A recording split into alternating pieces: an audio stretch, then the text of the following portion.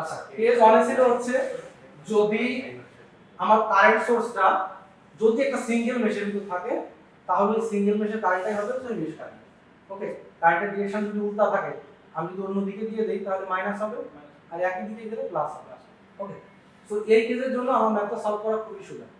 অসুবিধা হবে তখন যখন কারেন্টের সোর্সটা দুইটা মেশের মাঝে থাকে। দুইটা মেশের মাঝে থাকলে ম্যাথটা করতে গেলে আমার একটু সমস্যা হবে। দুইটা কেভিএল অ্যাপ্লাই করতে হবে। এখানে দুইটা কেভিএল অ্যাপ্লাই করতে হবে, কিন্তু একটা কেভিএল একটা কেসিএল একটা কেভিএল একটা কেসিএল। এখানে আমি সুপার মেশ হিসেবে ট্রিট করব। অর্থাৎ যখন আমি ম্যাথটাকে সলভ করতে যাব, এই ম্যাথটাকে যখন সলভ করব তখন এই মাঝের ব্রাঞ্চটাকে আমি চিন্তার বাইরে রাখবো। আমি কি করব, এখান থেকে শুরু করে এই বড় যে এটা আছে লুপটা আছে বড়টার ভিতর ঘুরবো। কিন্তু ঘোরার সময় খেয়াল রাখবো এখানে যে আই1 কারেন্টটা দিয়েছি এই 6 এর সাথে আই1 কারেন্টটাই ঘোরাবো। অর্থাৎ যে মেশের ভিতর যে কারেন্টটা আছে সেই কারেন্টটা দিয়ে আমি ভোল্টেজটাকে বের করব। ওকে, ম্যাথটা একটু সলভ করি। ওকে,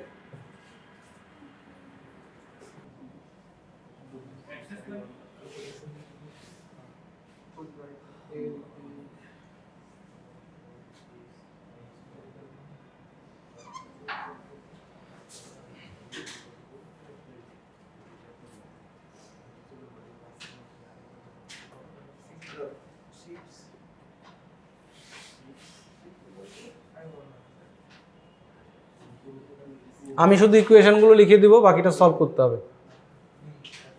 আচ্ছা, তাহলে যেহেতু আমি সুপার মেশ হিসেবে এটা ট্রিট করব, কি হবে? সুপার মেশ হিসেবে ট্রিট করলে কি হবে? আমি এখান থেকে শুরু করব। আমার একটা কেভিএল অ্যাপ্লাই করতে হবে সুপার মেশের ভিতরে। Apply KVL.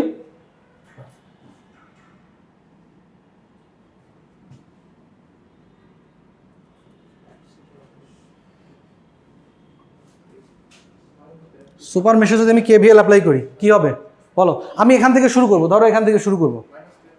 মাইনাস 20, হ্যাঁ, তারপর প্লাস 6i1, তারপর প্লাস 10i2, তারপর প্লাস 4i2, তারপর ইকুয়াল টু 0। সো একটা ইকুয়েশন লেখা শেষ। এখন মাঝের যে ব্রাঞ্চটা ছিল, মাঝের ব্রাঞ্চটা তো আমি অমিট করে রাখছি। এখন এই মাঝের ব্রাঞ্চের জন্য আমার আরেকটা অপারেশন করতে হবে, সেই অপারেশনটা এইখানে করতে হবে। আমি যদি এইখানে একটা কেসিএল অ্যাপ্লাই করি তাহলে আরেকটা ইকুয়েশন পাবো। ওখানে দুইটা ভেরিয়েবল, আমার দুইটা ইকুয়েশন লাগবে। সো এইটার জন্য এইখানে যে রেজিস্ট্যান্স থাকবে ওই রেজিস্ট্যান্সের কোনো আর ইফেক্ট থাকবে না, কারণ এখানকার ডিরেক্টলি কারেন্টের মানটাই দিয়ে দিছে। এই জন্য ওই রেজিস্ট্যান্সের কোনো ইফেক্ট আমরা এখানে কাজে লাগাবো না। এখানে জাস্ট কেসিএলটা অ্যাপ্লাই করলে জিনিসটা হয়ে যাবে। কেসিএল অ্যাপ্লাই করলে কি হবে? এখানে এই 0 পয়েন্টে যদি কেসিএল অ্যাপ্লাই করি, একটা কারেন্ট ঢুকছে, দুইটা কারেন্ট বের হচ্ছে, তাহলে কি হবে? এইখানে একটা কারেন্ট ঢুকছে, দুইটা কারেন্ট বের হচ্ছে। যেটা ঢুকছে ওইটা বাঁ পাশে রাখো, আর যেটা বের হচ্ছে ডান পাশে রাখো, দুইটা সমান। So I2 equal to I1 plus 6।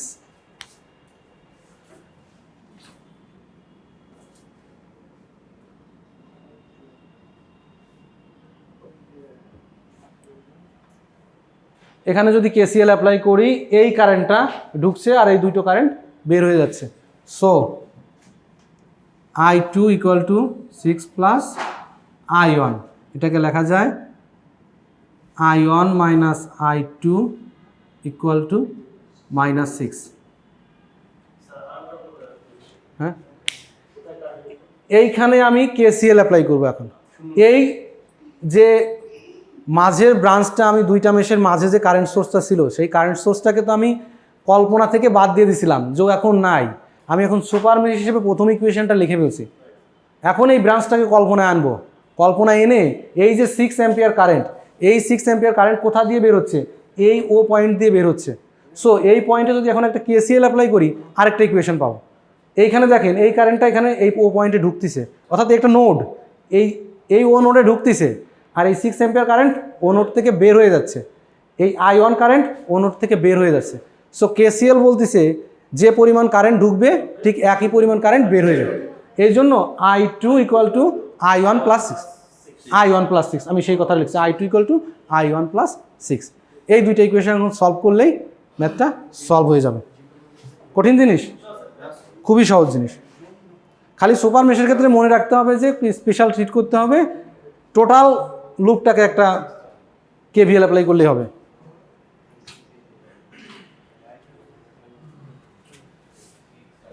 আমি কিন্তু একটু পরে একটা ক্লাস টেস্টের মতো নিব, হ্যাঁ, এই মেশ অ্যানালাইসিসের উপরেই। তার আগে আমি আরেকটা জিনিস একটু পড়াই নেই। এই ম্যাথটার সলিউশন এখানে দেয়া আছে, টোটাল সলিউশনটাই দেয়া আছে এখানে। সো মেশ অ্যানালাইসিসের সলিউশন পারতে হবে। আচ্ছা, এই ম্যাথটার ভিতরে একটু জটিল আছে, কারণ এখানে আমার দুইটা কারেন্ট সোর্স আছে, একটা ইন্ডিপেন্ডেন্ট একটা ডিপেন্ডেন্ট। এই ধরনের ম্যাথের ক্ষেত্রে যে কয়টার ভিতরে এই কারেন্ট সোর্সগুলো আছে সেই কয়টা মেশ মিলেই আমার একটা সুপার মেশ কল্পনা করতে হবে। এই কারেন্ট সোর্সটা আছে এইখানে এইখানে, সো আমার এখান থেকে শুরু করে এই যে লাল দাগটা দেয়া এইটাকে আমার একটা সুপার মেশ হিসেবে ট্রিট করতে হবে। ওকে, তাহলে আমি এখান থেকে শুরু করি। সুপার মেশের ইকুয়েশনটা বলা যাবে, এইখান থেকে শুরু করে আমার এখান দিয়ে যেতে হবে, এখান থেকে এখানে, এখান থেকে এখানে হয়ে আমার এইখানে ফেরত আসতে হবে।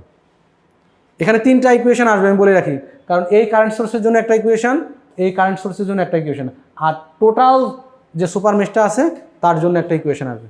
ইকুয়েশনগুলো আমরা একটু লিখে ফেলি, কি হবে? আসবে চারটা, আসবে, সেটা পরে আসতেছে।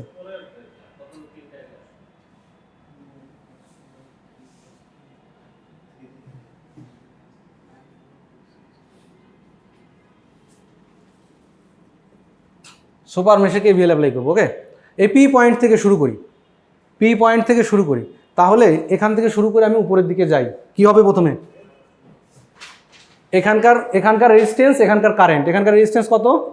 2, কারেন্ট কত?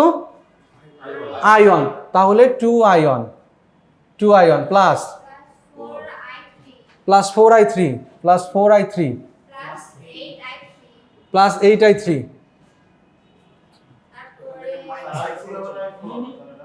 প্লাস 8I3 হবে।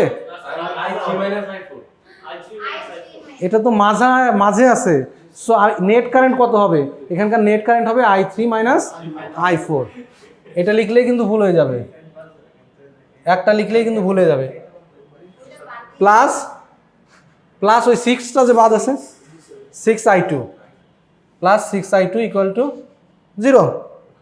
সো সুপার মেশের ইকুয়েশনটা লেখা শেষ, বড় ইকুয়েশনটা লেখা শেষ। এখন এই যে দুইটা কারেন্ট সোর্স ছিল, এদের ইফেক্ট তো আমি বাদ দিয়ে দিয়েছি। এখন এই দুইটার ইফেক্ট কাউন্ট করব। এইটার ইফেক্ট কাউন্ট করার জন্য পি নোডে একটা KCL অ্যাপ্লাই করব, এইটার ইফেক্ট কাউন্ট করার জন্য কিউ নোডে একটা KCL অ্যাপ্লাই করব। ওকে, পি নোডে যদি একটা KCL অ্যাপ্লাই করি কি হবে?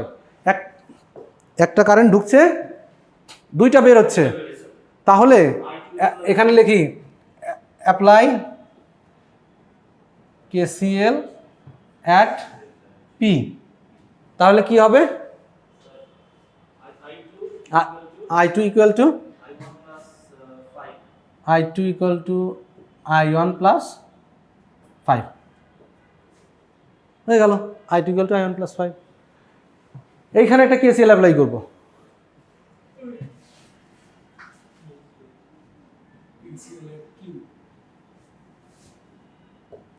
কিউতে KCL অ্যাপ্লাই করলে কি হবে? I3 plus 3I0 exactly. এইখানে খেয়াল করো, এখানে একটা কারেন্ট ঢুকছে, এখানে একটা কারেন্ট ঢুকছে, একটা কারেন্ট বের হচ্ছে, দুইটা কারেন্ট ঢুকছে, একটা কারেন্ট বের হচ্ছে। So I3 plus 3I0 = I2। এই I0 লোকটা আবার চলে আসছে, I0কে সরাবো কি করে? I0 সমান কি হবে? I0টা কোথায় আছে? I0টা এইখানে আছে, 10 ভোল্টের উপরে আছে। সো I0 সমান কি হবে? I0টাকে তো সরাইতে হবে আমার। I0 সমান কি হবে? এটা তো 10 ভোল্ট, এটা কি অ্যাম্পিয়ার? তা তো হবেই না। কি হবে? এখানে I0 এর মান উপরের দিকে, এখানে I4 এর মান কোন দিকে? নিচের দিকে। একটু আগে যে দেখালাম আপনাদের, যদি একটা সিঙ্গেল মেশের ভিতরে একটা কারেন্ট সোর্স থাকে, সেখানে যদি একটা লুপ অ্যাপ্লাই করি আমি, এটা 1 অ্যাম্পিয়ার ছিল, এটা যদি I1 হয়, I1 সমান লেখা যায় -1 অ্যাম্পিয়ার, কারণ আমি I1 যেদিকে ধরেছি আই যে কারেন্ট সোর্স আছে তার উল্টা দিকে। সো এইখানে মনে করেন একটা কারেন্ট সোর্সই ছিল, মনে করেন সেটা I0 আকারের উপরের দিকে, I0 আকারের উপরের দিকে, কিন্তু এখানে যে কারেন্টটা আমি কল্পনা করেছি সেটা নিচের দিকে কল্পনা করেছি। So I0 = -I4, I0 = -I4। এই ছোট ছোট জিনিসগুলো যদি মিস করে যান, ম্যাথগুলো কিন্তু মিলবে না।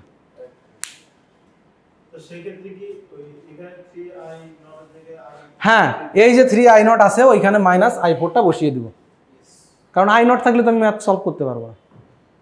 ওকে, এইটা তো গেল এই সুপার মেশের জন্য আমার ইকুয়েশনটা বের করা, সুপার মেশের জন্য আমি করলাম এটা। এখন একটা জায়গায় আমার অপারেশন বাদ আছে, যেটা হচ্ছে মেশ 4। মেশ 4-এ তো আমার একটা অপারেশন করতে হবে, এই পার্টটা তো আমি বাদ রেখেছি। এখানেও একটা KVL অ্যাপ্লাই করতে হবে, apply KVL at mesh 4।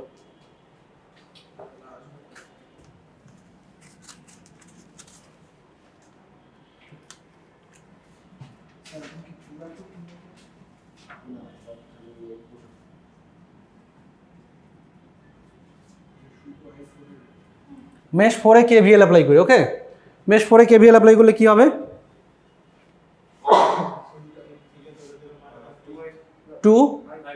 2I4 plus, হ্যাঁ, +10। এটা তো ডিরেক্টলি ভোল্টে দেওয়া আছে, আমার তো আর কিছু দরকার নেই, ডিরেক্টলি ভোল্টে দেওয়া আছে। +10, তারপর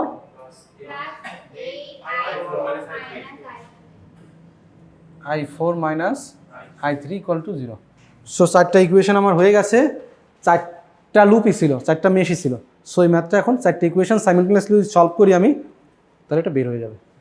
এত বড় ম্যাথ যদিও আমি দিব না, কিন্তু এটা কনসেপ্ট ক্লিয়ার করার জন্য এটা খুবই জরুরি। প্র্যাকটিসে রাখলে সবই সম্ভব। বোঝা গেল? সো 2টা কেসই কিন্তু আমরা দেখলাম মেশ অ্যানালাইসিসে, সুপার মেশ উইদাউট কারেন্ট সোর্সের জন্য একটা, উইথ কারেন্ট সোর্সের জন্য একটা। উইথ কারেন্ট সোর্স মানে সেখানে সুপার মেশ অ্যাপ্লাই করতে হবে। এই নিয়মগুলো মনে থাকলেই সম্ভব।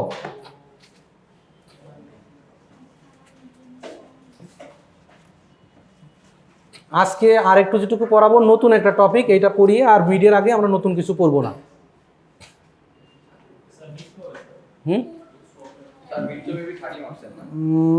হ্যাঁ, 30 মার্কসের। আচ্ছা, এখানে অনেকগুলো ম্যাথ দেওয়া আছে এক্সাম্পল হিসেবে, যেখানে যেগুলো এক্সাম্পল দিয়ে রাখছি এগুলো প্র্যাকটিসের জন্য। এটার মানে এই না যে এখান থেকে আমি হুবহু ম্যাথ তুলে দেবো। এইগুলো প্র্যাকটিস করলে অবশ্যই সবগুলোই পারা সম্ভব।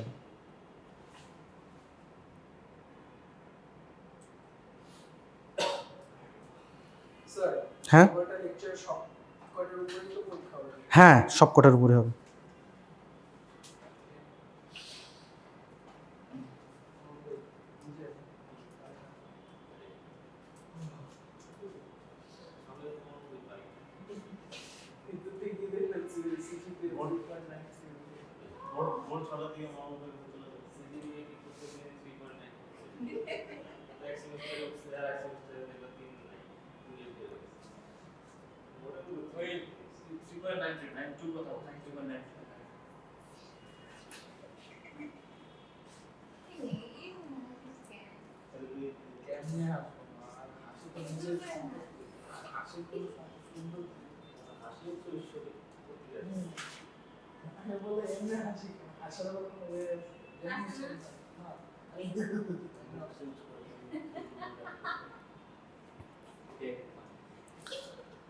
আচ্ছা, আমাদের মোটামুটি সার্কিট অ্যানালাইসিস করার জন্য, যেগুলো নর্মাল ছোটো ছোটো সার্কিট অ্যানালাইসিস করার জন্য টেকনিকগুলো শিখে ফেলেছে। সার্কিট যদি এখন অনেক বেশি বড় হয়ে যায়, সেই সমস্ত সার্কিট সলভ করার জন্য কিছু থিওরেম সম্পর্কে আমাদের জানতে হবে। আচ্ছা, ওকে,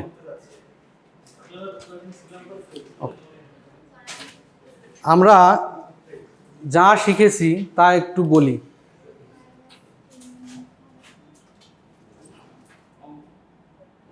KVL, KCL,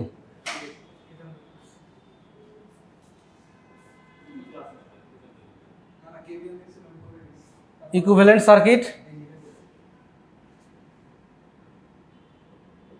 ক্যালকুলেশন। এখানে নর্মাল ছিল, আরেকটা ছিল series parallel.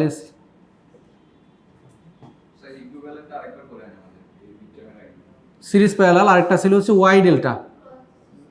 Y delta series parallel ছিল, আরেকটা ওয়াই ডেল্টা ছিল। ওয়াই ডেল্টাটা একটু জটিল ছিল, সিরিজ প্যারালালটা খুবই সোজা ছিল। ওকে, আরেকটা পড়িয়েছি nodal analysis.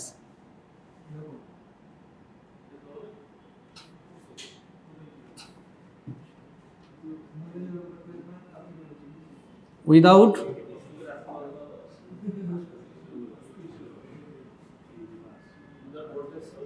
voltage source, with voltage source. Okay,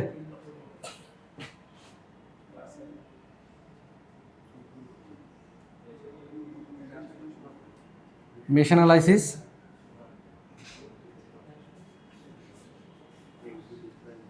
without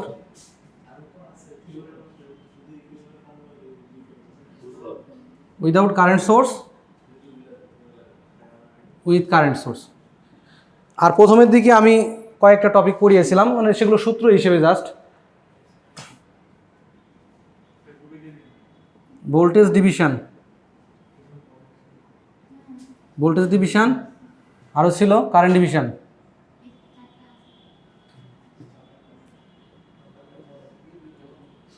voltage division, current division. আর প্রথমের দিকে কিছু থিওরি ছিল, charge, voltage, current, energy, power, এই জিনিসগুলো কি এই ডেফিনেশন আকারে। তো খুবই ছোটো সিলেবাস, খুবই ছোটো সিলেবাস। আশা করা যায় জিনিসগুলো বুঝলে পারে তো কঠিন কিছু না। ইকুইভ্যালেন্টটা আমি আজকেই হচ্ছে আমার মিডের লাস্ট পড়া, এরপরে যা পড়াবো তা মিডিয়া আসবে না, আমি অতিরিক্ত কিছু পড়াবো না। এগুলো এটা 7।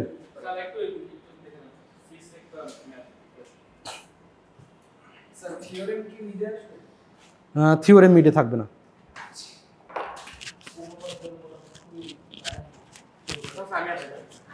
আসো এদিকে আসো।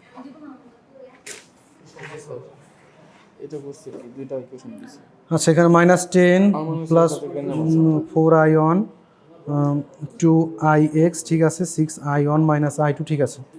এখানে 2i2, ঠিক আছে, প্লাস 12, ঠিক আছে, 6i2, ঠিক আছে, কোনো সমস্যা নেই। কোনটা? এই যে ix এর একটা মান আছে, ix এর মানটা কোথায় নির্ভর করছে দেখো। দেখো কোন আমার দেখাও একটু, এই হচ্ছে ix। তাহলে ix যেখানে আছে সেখানে তুমি পুট করে দেবা i1 - i2। এই যে ix এখানে লিখে দেবা ix = i1 - i2। তাহলে ix তো থাকবে না, তখন ix আউট হয়ে যাবে। ওকে, তখন ম্যাথটা সলভ করতে হবে। টোটাল সিলেবাস মাথায় গেছে? এটা কঠিন কিছু না, আমার কাছে আসতে হবে, কিন্তু কেউই আসে না, কারণ এগুলো পরীক্ষার আগে কিন্তু চর্চা করতে হবে। আমরা আজকেই লাস্ট মোটামুটি মিডের জন্য পড়াবো। সো যা পড়াবো এরপরে সব রিভিউ করব। সো এই কয়দিন যদি কেউ ক্লাস করে তাহলে ভালো করা সম্ভব। হ্যাঁ, 2টা ক্লাস আমি রিভিউর জন্য রাখবো।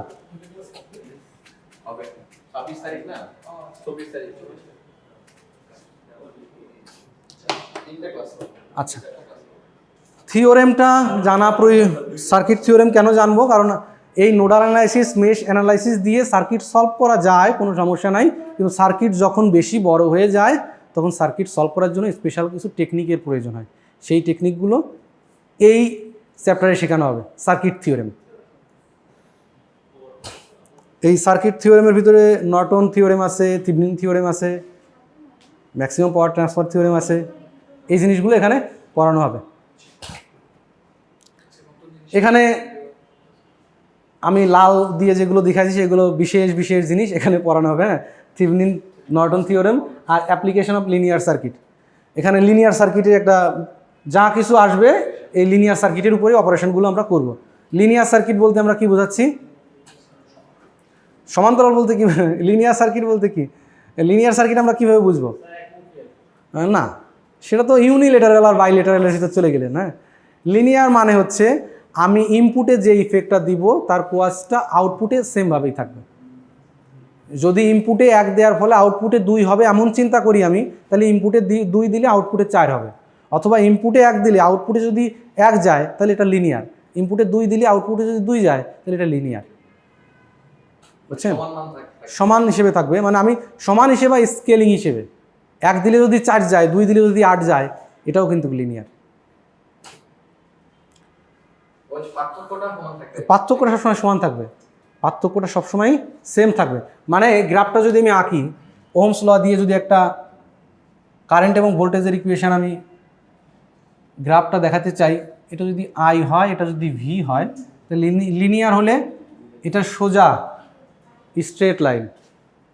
লিনিয়ার না হলে, সেটা তো প্রথমেই দেখিয়েছি, লিনিয়ার না হলে যদি একটা ডায়োডের কারেন্ট ভোল্টেজের ক্যারেক্টারিস্টিক্স দেখি, একটা ডায়োডের ক্ষেত্রে এটা আই, এটা একটা রেজিস্ট্যান্সের ক্ষেত্রে রেজিস্ট্যান্স, এটা ডায়োডের ক্ষেত্রে সেটা কিন্তু এরকম।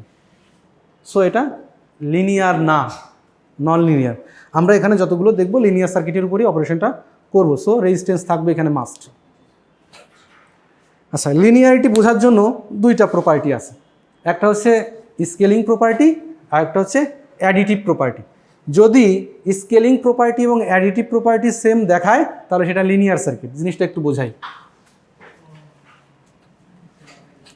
এখানে বোঝানোর জন্য যে কাজটা করছে, যে আমি একটা রেজিস্ট্যান্সের জন্য ভি ইকুয়াল টু আইআর।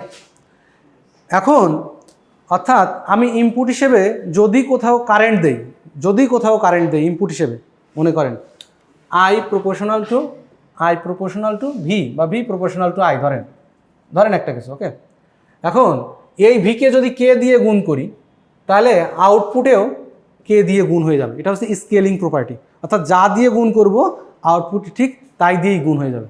এই জন্য এটা বলছে ভি ইকুয়াল টু আই আর। একে যদি ইনক্রিজ বাই কনস্ট্যান্ট কে দিয়ে যদি মাল্টিপ্লাই করেন তাহলে আউটপুটে ভি এর সঙ্গে অবশ্যই কেটা আসতে হবে। বীজগণিতের মতো একটা, হ্যাঁ উভয় পাশে কে দিয়ে গুণ করে। ইনপুটে যদি কে দিয়ে গুণ করেন, কোয়াজ অ্যান্ড ইফেক্ট বলে এখানে একটা কথা আছে, মানে যা দিবেন তার ইফেক্টটা ওখানে ঠিক সেমভাবেই যাবে। এটাকে বলছে কোয়াজ অ্যান্ড ইফেক্ট, ওকে। সো ইনপুটে যদি আমি 1 দিয়ে গুণ করি, আউটপুটেও 1 দিয়ে গুণ করবে। যদি কোনো সার্কিট এই ধরনের বিহেভিয়ার প্রদর্শন করে তাহলে সেটা লিনিয়ার সার্কিট। আচ্ছা, এটা বোঝার জন্য আরেকটা উদাহরণ এখানে দেয়া আছে। মনে করেন এই লিনিয়ারিটি বোঝানোর জন্য আরেকটা জিনিস শো করবে, এটা হচ্ছে অ্যাডিটিভ প্রপার্টি। মনে করেন প্রথমে আমি V1 পেয়েছি I1 R1 দিয়ে, I1 R দিয়ে, বা এখানে যেভাবে আছে, হ্যাঁ I1। V2 পেয়েছি I2 R দিয়ে, অর্থাৎ দুটো কারেন্টের জন্য 2টা ভোল্টেজ পেয়েছি। আমি এখানে I1 কারেন্টের জন্য V1 পেয়েছি, এখানে I2 কারেন্টের জন্য V2 পেয়েছি। এখন আমি যদি I1 এবং I2 ডিরেক্টলি যোগ করে ইনপুট দিতাম তাহলে কি হতো? এটাকে বলছি অ্যাডিটিভ প্রপার্টি। যদি 2টা কারেন্টকে যোগ করে দিই, আমি একটা নাম দিলাম I equal to I1 plus I2, এইটাকে আমি এখন ইনপুট হিসেবে দেবো কোনো সার্কিটে। ইনপুট হিসেবে যদি সার্কিটে দেই তাহলে যদি আউটপুটে একই ধরনের সিনারিও থাকে তাহলে সেটা V1 প্লাস V2 সমান হয়। যদি সেটা V1 প্লাস V2 এর সমান হয় তাহলে সেটা লিনিয়ার প্রপার্টি মেনটেন করলো। তাহলে আমি দেখি, এখানে যদি লিখি V ইকুয়াল টু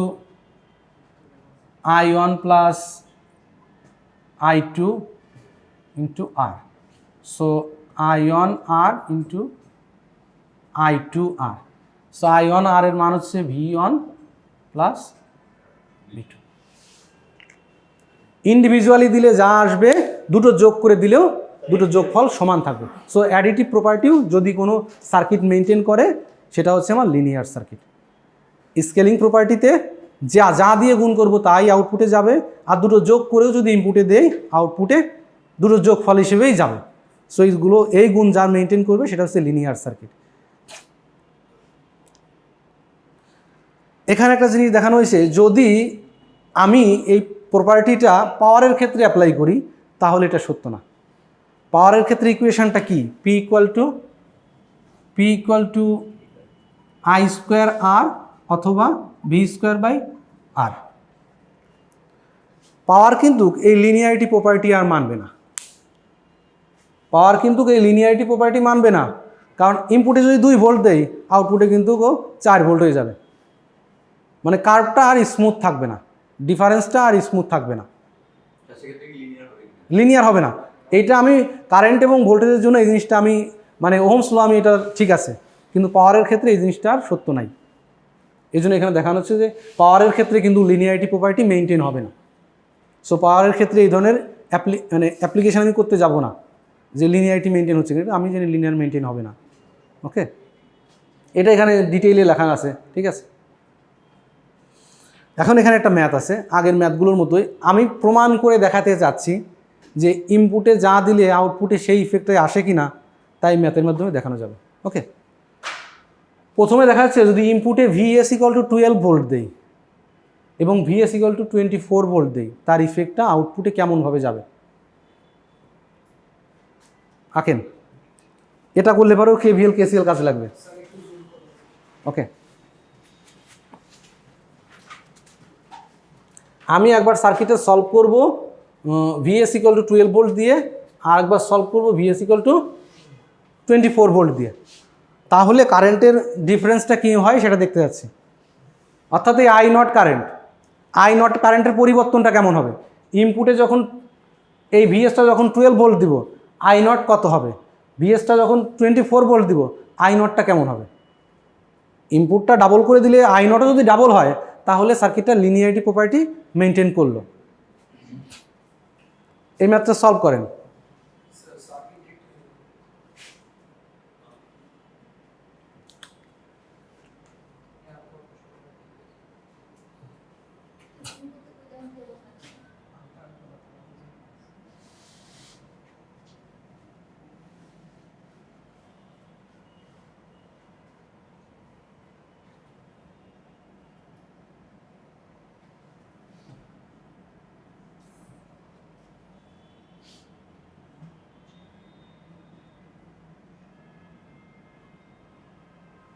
এখানে আমি কোনো কথাই বলে দিব না যে আমি মেশ অ্যানালাইসিস, নোডাল অ্যানালাইসিস না কি অ্যানালাইসিস করে বের করতে চাচ্ছি, আমার কিছুই বলা থাকবে না। সো যেটা ইচ্ছা সেটা দিয়েই করা যাবে।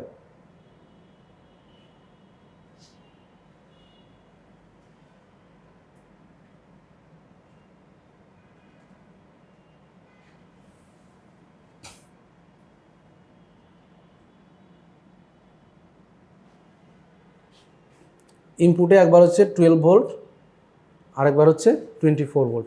আমি এখানকার কারেন্ট I0-এর মান বের করতে চাচ্ছি। ওকে, আমি একটা মেশ অ্যানালাইসিস করি, I1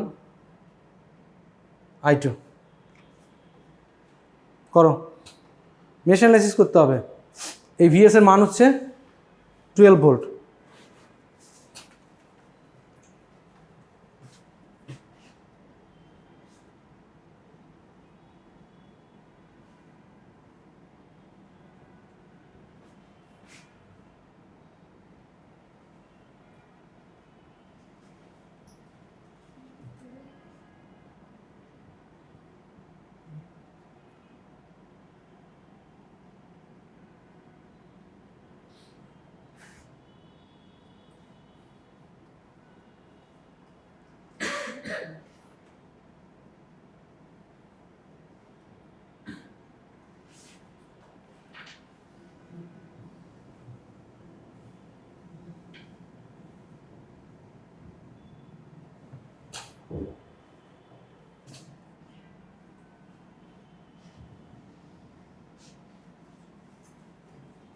একই কাজ কিন্তু দুইবার করতে হবে।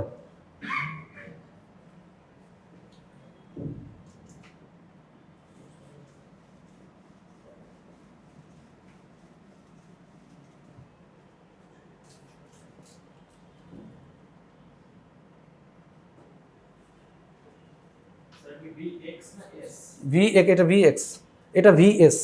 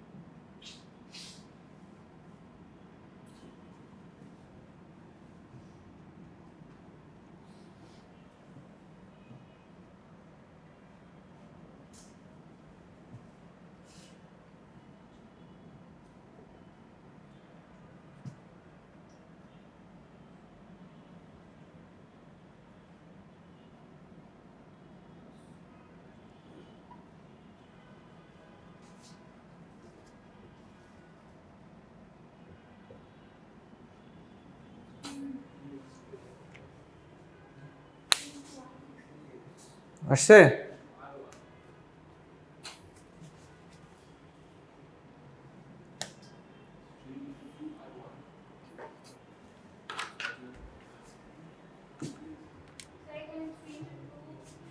কোনটা? ভিএক্স, ভিএক্স এর মানটা কোথায় নির্ভর করতেছে? ভিএক্স এর মানটা এখানে নির্ভর করতেছে। সো এখানকার ভোল্টেজ কত? VX equal to 2i1। কোন কোন মানটা? এটা এটা এটার মান তো 12 দেওয়াই আছে, 12 ভোল্ট পোর্শনে দেওয়া আছে। হুম, এখানে আচ্ছা গুণ করছি তো, তাহলে 3 হবে, 4 হবে। আমি 3 দিয়ে 4 দিয়ে ভাগ করেছি না, 4 দিয়ে ভাগ করলে এখানে 4 হবে। 3 উত্তর কত আসে?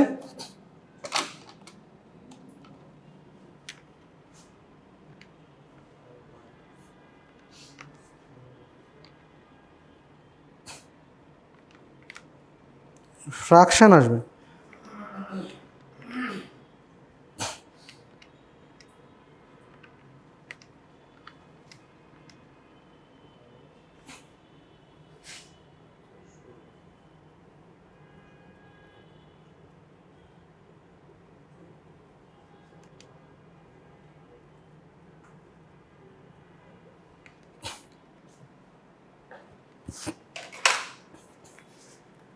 আমি i1 এবং i2 এর মান বের করছি।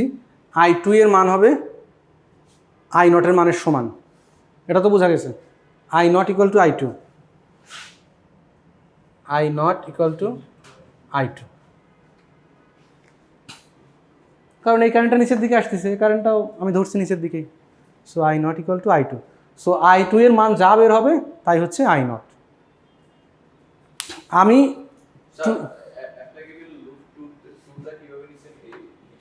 নিচের লাইনটা এখানে আমি এখান থেকে শুরু করছি, 8i2 4i2 মাইনাস 3vx, এখানে vx ছিল, এই vxটাকে আমি তুলে দিয়েছি।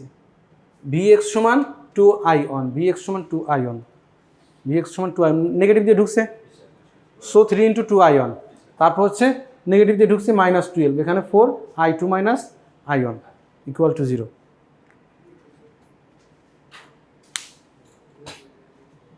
আসছে তানবীর এই একই জিনিস?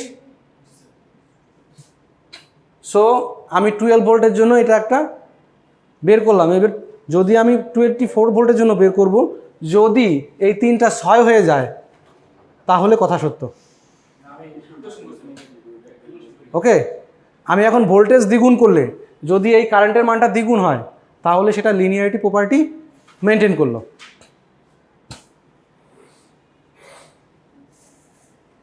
কি চেঞ্জ হবে? জাস্ট এখানটা একটু চেঞ্জ হবে, এখানে এখন 24 দেব, সবই ঠিক থাকবে, এখানে শুধু 24, এখানে 24 দিলে 24 দেই, মানে দুইবার একই ম্যাথ দুইবার করে করতে হবে। একবার হচ্ছে 12 ভোল্টের জন্য করলাম, এখন 24 ভোল্টের জন্য করতেছি।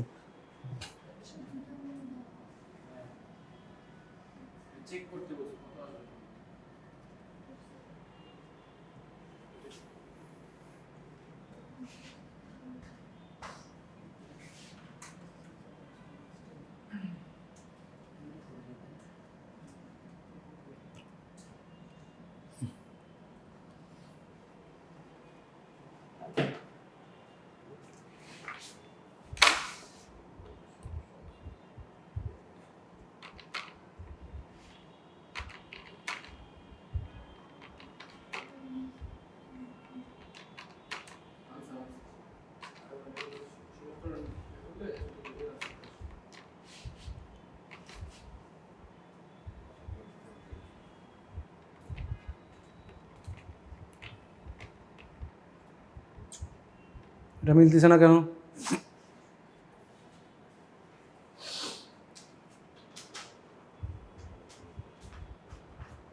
বারো বাই 76 ভুল হয়েছে কোথায় আমাদের? দুইটাতেই ভুল হয়েছে।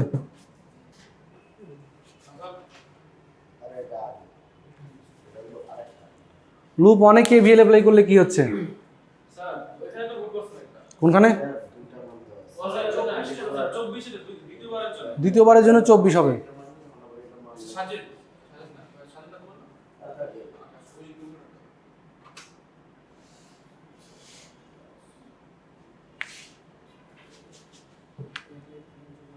সমস্যাটা কোথায় হয়েছে?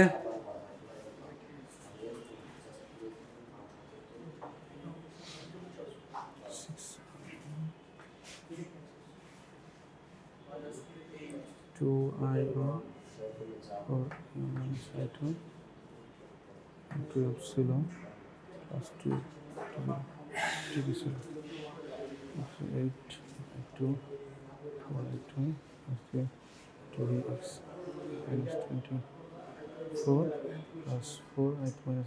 এখানে তো ঠিকই আছে, এই ইকুয়েশন দুইটা লেখা ঠিকই আছে, হয়তো ভিতরে কোনো একটা গন্ডগোল হয়েছে, স্যার ক্যালকুলেশনে ভুল আছে ক্যালকুলেশনে কোথাও একটা ভুল আছে। ওকে, স্যার 30/90 কত হবে? I1 টা হবে I1টা কত হবে? এটা কিন্তু ফার্স্ট ইকুয়েশনের জন্য হ্যাঁ, কত হবে? 12 জন্য হ্যাঁ, এটা হচ্ছে 30/19 মাইনাস হবে এটা 30/19, তারপর পরে হচ্ছে y হলো 33/19 33/19। এটা হবে आंसर ফার্স্ট মানে ওই যে ds 12 এর জন্য এটা তো সমান সমান আছে এটা কোথাও একটা গন্ডগোল হয়েছে, ইকুয়েশন করার সময় কোথাও একটা আমরা গন্ডগোল করে ফেলেছি।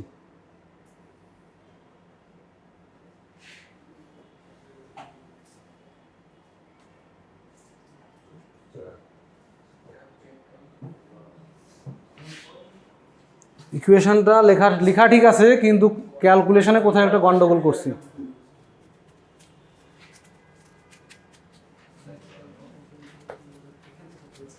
যাই হোক, এটা ইনপুটে যা দিব আউটপুটে তার ডাবল হতেই হবে, না হলে ম্যাথটা মিলবে না, তাহলে কিন্তু অঙ্কটা ঠিক হবে না।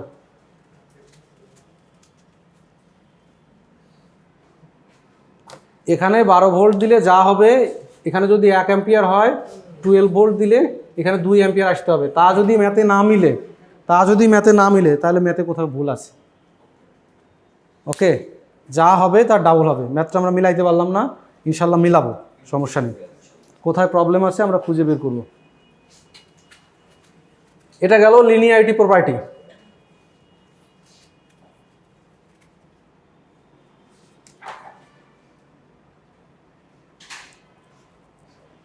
এই লিনিয়ারিটি প্রপার্টির পরে একটা জিনিস আছে সুপারপজিশন।